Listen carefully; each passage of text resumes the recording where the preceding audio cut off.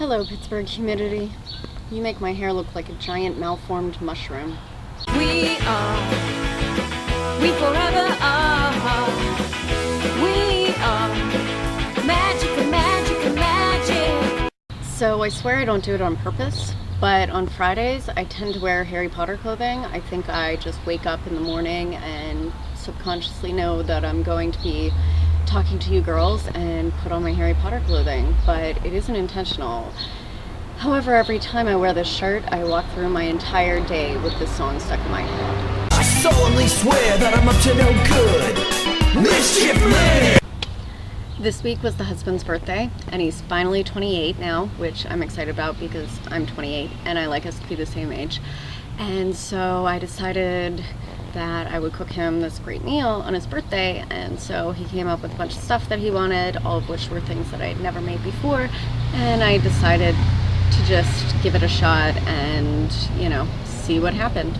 So I made a shaved raw asparagus salad with a lemon Parmesan dressing.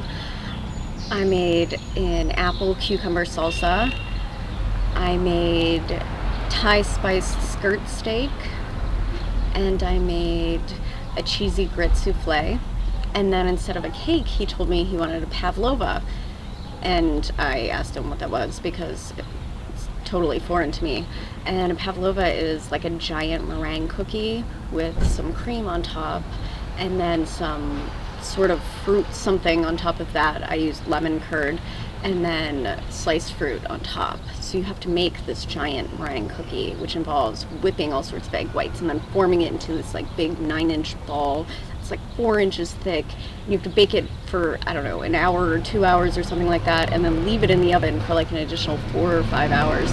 And so if you screw it up, you're kind of destined to not have a pavlova because it's going to take you a good 6 or 7 hours to create it again.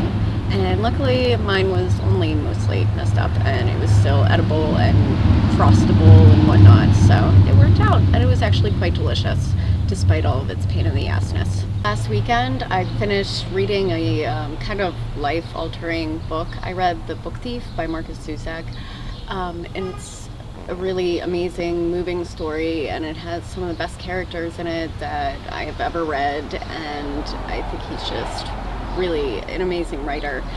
And that book was so awesome and so profound that right now, as I'm reading the 12th Harry Dresden, I'm kind of let down, which is so sad because I've been waiting for this book forever, and it came out in the beginning of April. I was reading The Book Thief and I told myself I wasn't allowed to read it until I finished The Book Thief. And now I feel like I've ruined the Harry Dresden book for myself just by having such an amazing reading experience right before it. But I highly recommend that you read both The Book Thief and the Harry Dresdens. If you haven't, Harry Dresden's is kind of like Angel and I don't know what else. It's just a really amazing fantasy world, and I think everybody would like it. It's written by a gamer geek. His name is Jim Butcher, and in his acknowledgments he actually thanks his LARP group, which I always appreciate. Good LARP reference, My friend Danny gave me the best idea today. I finally decided what my tattoo is going to be. I'm going to get Nate's face tramp stamped.